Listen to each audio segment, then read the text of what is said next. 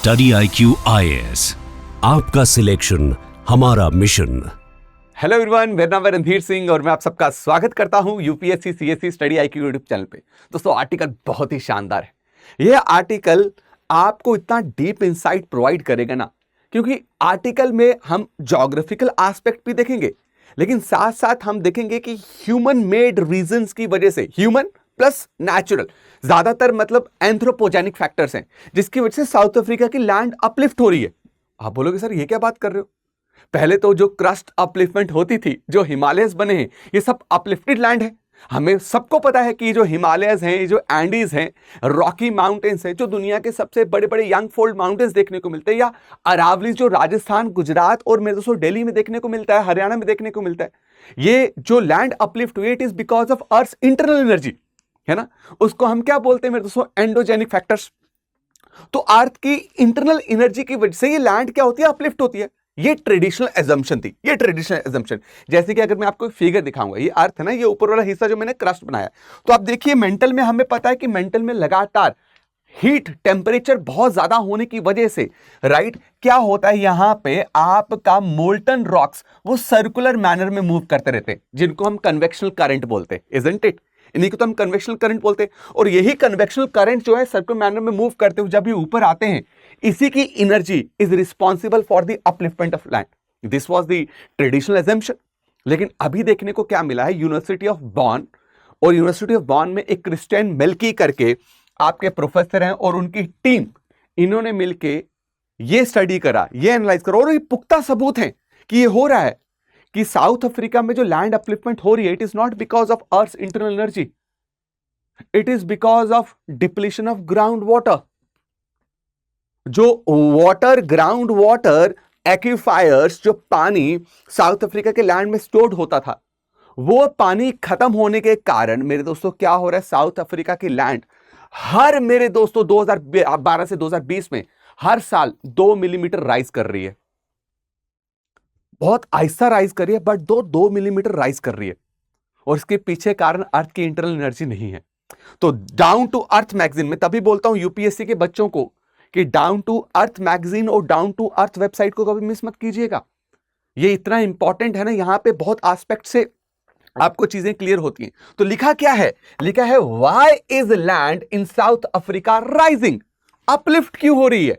Is it the internal energy? No, it is because of drought. Drought may have play a key role in it. पहले मेरे दोस्तों अगर आप देखोगे south Africa में एक और जगह को याद रखना, क्वाथलाम्बा। क्वाथलाम्बा इज अ हॉटस्पॉट। हॉटस्पॉट क्या होता है मेरे दोस्तों? हॉटस्पॉट जहां से बहुत फ्रीक्वेंटली आपका बेसिक मैग्मा, या आप बोलो उसको बेसाल्ट मैग्मा जो है वो निकलता रहता है, राइट। और हॉटस्पॉट डायरेक्टली कनेक्टेड होता है मेरे दोस्तों किसमें? मेंटल और आउटर कोर की बाउंड्री में। वहां से डायरेक्टली आपका मैग्मा जो है, खास करके बेसिक लावा, वो क्या होता रहता है? इरप्ट होता रहता है।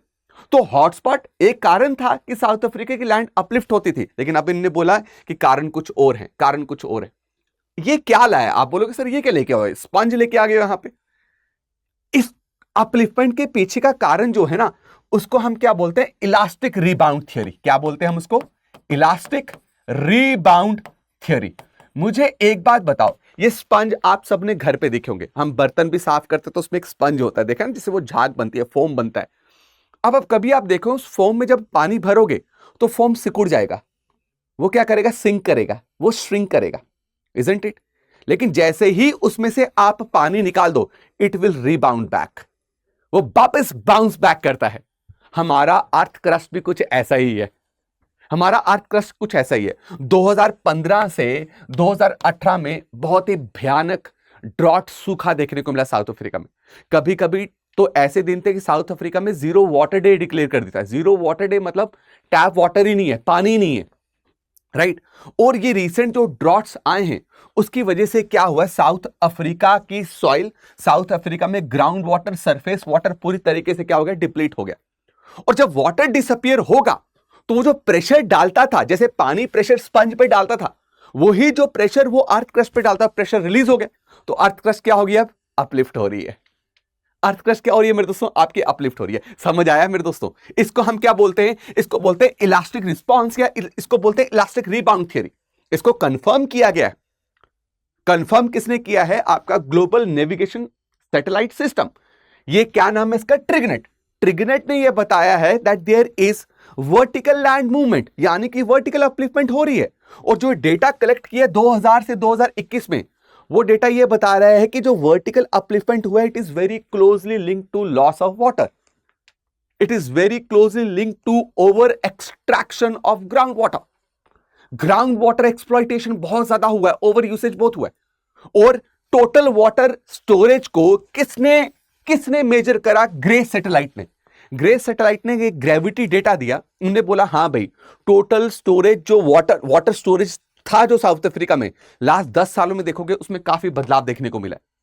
अब आपको एक चीज पता होनी चाहिए, इंडिया में जो हिमालयन स्टेट्स हैं, they are vulnerable to land subsidence.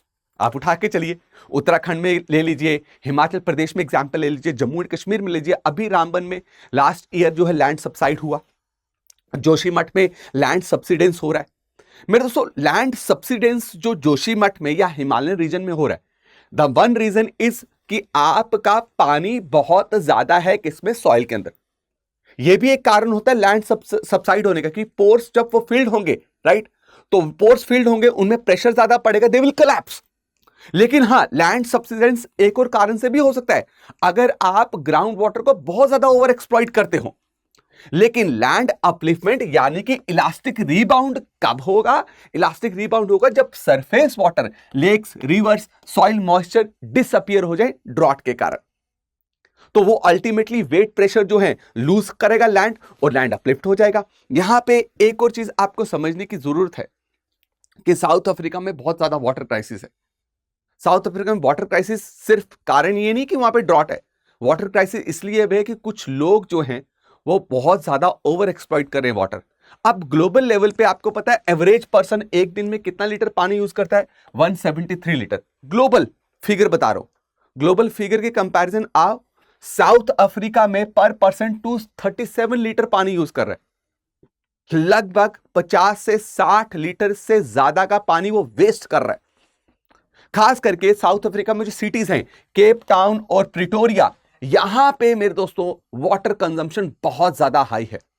2015 से अभी तक केप टाउन में मल्टीपल डे, कई दिन ऐसे आए जब क्या डिक्लेयर कर दिया गया? Zero threat. जीरो थ्रेट क्या मतलब? कि वाटर है ही नहीं है भाई, वाटर टैप्स जो हैं पूरी तरह से ड्राई हो चुकी हैं। इवन जिन जगहों में अगर बरसातें हुई या पानी था, वो ग्राउंड वाटर इतना नीचे था कि उसको आप एक्सट्रैक्ट नहीं कर सकते थे, वो एक्सट्रैक्टेबल ही नहीं था। दूसरी बात, इनइक्वालिटी, हैव और हैव नॉट्स में बहुत ज्यादा डिफरेंस। जो सबसे रिच क्लास है, जो सबसे एलीट क्लास है, आप हैरान हो जाएंगे। केप टाउन की अगर मैं बात करूं, रिचेस्ट लोग कितने पॉपुलेशन को बनाते हैं? 13.7% पॉपुलेशन है रिच लोगों की, और वो केप टाउन का कितना पानी यूज कर रहे हैं? 51%। आप समझ पा रहे हैं? आप समझ पा रहे हैं? सिर्फ 13.7% जो सबसे रिचेस्ट हैं, they are using 51% of cities water. जो सबसे अमीर घर वाले हैं, अमीर घर जो हैं, उन्होंने मेरे दोस्तों 2160 लीटर पर डे यूज कर रहे हैं। जस्ट इमेजिन कितना ओवर एक्सप्लॉइटेशन है। मैं कह रहा हूं इन चीजों पे सजा होनी चाहिए, इन चीजों पे सजा होनी चाहिए। जो अपर मिडिल इनकम है, उनको पर डे वो कितना यूज कर रहे हैं? 988 लीटर्स। वहीं पे जो रेस्ट ऑफ द पॉपुलेशन है, दैट इज 61.5% पॉपुलेशन, वो सिर्फ सिटी का 27.3% पानी यूज कर रही है। इनइक्वालिटी देख रहे हो? आने वाले टाइम पे यही दिक्कत होगी। वाटर स्कार्सिटी तो चल ही रही है, वाटर क्राइसिस तो चल ही रही है, इवन इन इंडिया, है ना। वाटर क्राइसिस बहुत ज्यादा है, ग्राउंड वाटर एक्सप्लॉइटेशन बहुत ज्यादा है। एक टाइम आएगा कि भाई आपका हैव और हैव नॉट्स के बीच में गैप इतना ज्यादा बढ़ जाएगा ना, शायद कुछ लोगों के पास एक दिन में 1 गिलास पानी पीने को ना मिले। आने वाले कुछ सालों में अगर हमने अभी इसका सस्टेनेबली इसको यूज करना स्टार्ट किया तो इनफॉर्मल जो सेटलमेंट्स हैं वो 41 लीटर्स पर डे पानी यूज कर रहे हैं, और जो लो इनकम हाउस होल्ड हैं वो 178 लीटर पर डे पानी यूज कर रहे हैं। अब बोला क्या गया, क्या कारण है कि ग्राउंड वाटर एक्सट्रैक्ट हो रहा है? एक तो ग्राउंड वाटर खत्म हो रहा है, या सरफेस वाटर खत्म हो रहा है, लेक डिसअपियर हो रही है, रिवर डिसअपियर हो रही है। एक तो कारण मैंने आपको बोला क्लाइमेट चेंज तो है ही है, दूसरा ओवर एक्सप्लॉइटेशन तो हो गया, पीछे आपने देख लिया। तीसरा अर्बनाइजेशन, आपने पूरा कॉन्क्रीट बना दिया, मुझे बताओ, यहां पे जब आप सरफेस पूरा हार्ड कर दोगे तो जब बारिश होगी तो बारिश क्या जमीन के अंदर जा पाएगी? आप एक सिंपल से बात ले लो, एक घास का ग्राउंड है ना, ग्रास ग्राउंड, और एक मेरे दोस्तों आपका कंक्रीट मार्बल ग्राउंड, दोनों में आप पानी फेंकोगे, पानी कहां अंदर परकोलेट करेगा? ग्रास ग्राउंड में। अब आपने जब ये साउथ अफ्रीका की इमेज लाया है मैंने, आप देखिए पूरा कॉन्क्रीटाइज कर दिया। जब कॉन्क्रीटाइज कर दिया, जंगल ही नहीं है, जंगल में पेड़ों का काम होता है वाटर को ब्लॉक करने का, वाटर को होल्ड करने का। अब सॉइल मॉइस्चर इसकी वजह से क्या होता जा रहा है मेरे से, लगातार डिक्लाइन होते जा रहा है। क्यों? कॉन्क्रीटाइजेशन की वजह से। एंड दिस, और ऊपर से एक्सेसिव ग्राउंड वाटर हम क्या करें, यूसेज करें, तो it will create more problem. मैं उम्मीद करता हूं कि आपको ये बहुत बेहतरीन तरीके से समझ आए रीजंस। अब जानिए क्या रिकमेंडेशंस है। रिकमेंडेशंस ये हैं, वाटर ट्रीटमेंट कीजिए भाई। आपको जो वेस्ट वाटर है उसको नाली में मत जाने दीजिए, उनको प्लांट्स में ले जाइए, उनको रिसाइकल करिए और उनको वापस यूज कीजिए। मैं आपको यहाँ पे एग्जांपल देता हूँ। मैं जब दिल्ली में यहाँ पे मोती नगर एक बहुत ही बेहतरीन अपार्टमेंट है, डीएलएफ अपार्टमेंट, वहां पे जब रहता था तो वहां पे वो क्या करते थे कि जो फ्लश में पानी आता है ना, फ्लश में पानी की थोड़ी स्मेल होती थी। जब मैंने उनसे पूछा भाई स्मेल क्यों है, तो उन्होंने बोला कि सर ये पानी जो है हम नालियों से निकाल के इनको ट्रीट करके सिर्फ और सिर्फ किस पर्पज के लिए यूज करते हैं, फ्लश करने के लिए, समझो, ताकि हम साफ पानी को फ्लश के लिए हम यूज ना करें। Are you getting my point? तो हमें आने वाले टाइम पे इन चीजों का ध्यान रखना पड़ेगा। This is very important. Rain water harvesting करना बहुत इंपॉर्टेंट है। लोकल लेवल पे सबको कम्युनिटी पार्टिसिपेशन जब तक आप नहीं करवाएंगे, कम्युनिटी पार्टिसिपेशन के बिना मेरे दोस्तों साउथ अफ्रीका में वाटर प्रॉब्लम और ये जो लैंड अपलिफ्टमेंट प्रॉब्लम है वो सॉल्व होने वाली नहीं है। और खास करके एलीट लोगों पे रोक लगाइए। मैं तो बोल रहा हूं, अगर साउथ अफ्रीका इतना सफर कर रहा है, why not there is a law related to what, regulating water usage. There should be a regulations related to water usage. That is very important, right? और climate resilient cities बनाइए, जैसे China बना रहा है। चाइना ने sponge cities बनाई है, मतलब चाइना ने इस तरीके से मेरे दोस्तों सरफेस को रखा हो, जब बारिश होती है तो पानी सोक कर लेता है ना, उससे अर्बन फ्लडिंग होती है और ग्राउंड वाटर रिप्लेनिशमेंट बेहतरीन तरीके से होती है। और वाटर एक्सेस को, मैंने आपको बोला ना, ये जो इनइक्वालिटी हो रही है वाटर एक्सेस को, इसको सेंट्रल पॉलिसी में डालो। देखो पहले मैंने बोला लॉ के लिए। मैं उम्मीद करता हूं मेरे दोस्तों आर्टिकल बहुत शानदार तरीके से आपको समझ आया। कमेंट सेक्शन में जरूर कमेंट कीजिएगा, आपकी कोई भी राय अगर होगी, किसी भी डाउट, खास करके ज्योग्राफी, इन्वायरमेंट, आईआर में कहीं पे भी किन्हीं टॉपिक्स में आपको बहुत दिक्कत आ रही है, please talk to me, please comment related to that topic. मैं नया टॉपिक को लेके आऊंगा, ठीक है? अब देरी मत कीजिए मेरे दोस्तों, क्योंकि यहां पे मैं आपको एक और चीज बताने वाला हूं, प्लेसेस इन न्यूज। देखो यहां पे मैंने आपको प्लेसेस इन, अब साउथ अफ्रीका न्यूज में है, कोई पता नहीं, यूपीएससी आपसे ये क्वेश्चन पूछ ले कि भाई साउथ अफ्रीका की सिटीज के बारे में पूछ ले, तो पहले आप साउथ अफ्रीका का मैप देख लो। This is South Africa. South Africa जो है आपके अफ्रीका कॉन्टिनेंट, जो दुनिया का सेकंड लार्जेस्ट कॉन्टिनेंट है, उसके सदर्न टिप में एग्जिस्ट करता है। This is my dear friend your South Africa. अब South Africa is bounded by which countries? देखो नामीबिया इसको सराउंड कर रहा है, बोट्सवाना, ठीक है, यहां पे जिम्बाब्वे, यहां पे मोजाम्बिक, और यहां पे क्या आ गया मेरे दोस्तों आपका स्वाजीलैंड। अब इसको स्वाजीलैंड नहीं बोलते, अब इसको क्या बोलते हैं, स्वातिनी बोलते हैं। याद रखिए ये कंट्रीज जो है वो सराउंड करती है किसको, आपकी साउथ अफ्रीका को। लेकिन साउथ अफ्रीका के बीचों बीच ये is a country which is called लिसोथो। इसको क्या बोलते हैं, लिसोथो। लिसोथो is the country which is surrounded on all sides by south Africa. ऐसी कंट्री जो चारों तरफ से किसी दूसरी कंट्री से घिरी हुई हो, उसको हम बोलते हैं परफोरेट स्टेट। क्या बोलते हैं, परफोरेट स्टेट। आई होप कि आपको परफोरेट स्टेट के बारे में समझ आ गया, ठीक है? उसके अलावा मेरे दोस्तों साउथ अफ्रीका की कैपिटल सिटीज आपको पता होना बहुत जरूरी है। एग्जीक्यूटिव कैपिटल सिटी कौन सी है, प्रिटोरिया। जहां पे लेजिस्लेटिव मतलब जहां पे पार्लियामेंट है साउथ अफ्रीका, वो कौन सा है आपका, केप टाउन। और जुडिशरी कैपिटल सिटी कौन सी है मेरे दोस्तों, ब्लोमफॉन्टेन, ठीक है? अब यहां पे माउंटेन बहुत इंपॉर्टेंट है, ड्रैकन्सबर्ग माउंटेन, वो मत भूलिएगा, इसको याद रखिए आप। उसके अलावा मेरे दोस्तों यहां पे प्लेट्यूज हैं और वहां पे एक ग्रासलैंड मिलता है, that is example of temperate grassland. उसको हम बोलते हैं हाई फेल्ड्स। इसको वेल्ड नहीं बोलेंगे, इसको बोलेंगे high velds. High veld is an example of what, your temperate grassland, right? और दूसरी बात, यहां पे जो रिवर, सबसे मेजर रिवर जो आपके अफ्रीका में चलती है, दैट इज ऑरेंज रिवर। और ऑरेंज रिवर मेरे दोस्तों आपकी वेस्टवर्ड फ्लो करती है, यानी कि ऐसे फ्लो करती है। और एक और रिवर है दैट इज लिम्पोपो, वो नॉर्थ ईस्ट ऐसे फ्लो करती है, नॉर्थ ईस्ट फ्लो करके मेरे दोस्तों आपके कहां गिरती है, आपकी इंडियन ओशन में गिरती है। उसका नाम है लिम्पोपो। क्या नाम है? लिम्पोपो। क्या नाम है? लिम्पोपो।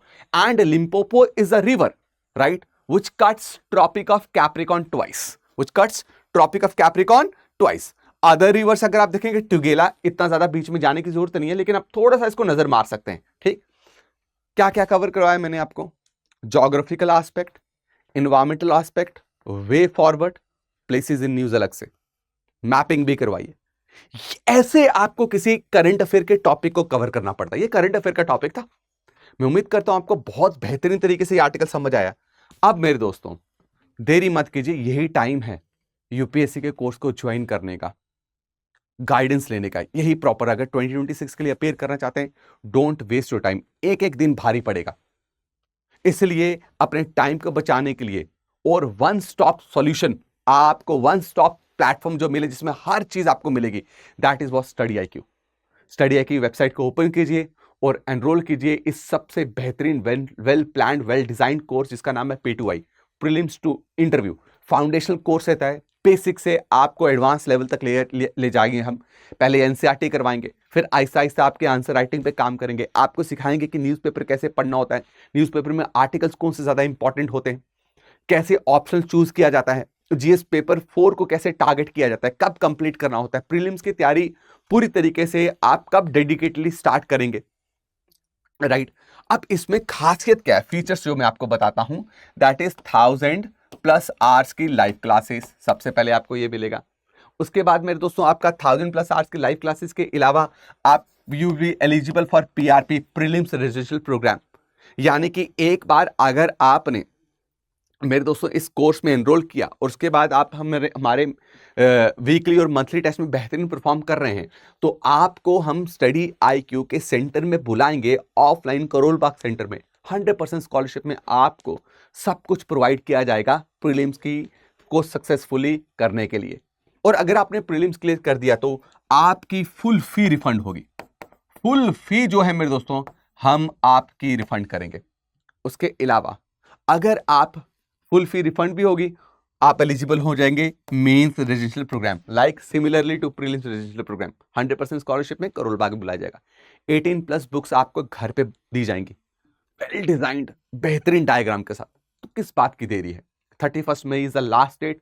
मॉर्निंग बैच रहेगा, सुबह 8 बजे स्टार्ट होने वाला है। बट इस कोर्स में अगर आपको सबसे ज्यादा डिस्काउंट चाहिए तो RDX लाइव कूपन कोड को इस्तेमाल करना मत भूलिएगा। दिस इज द कोड, इसको यूज कीजिए और get maximum discount in it. मिलता हूं आपको नेक्स्ट वीडियो में, तब तक के लिए सबको जय हिंद, जय भारत मेरे दोस्त। स्टडी IQ IAS, आपका सिलेक्शन हमारा मिशन।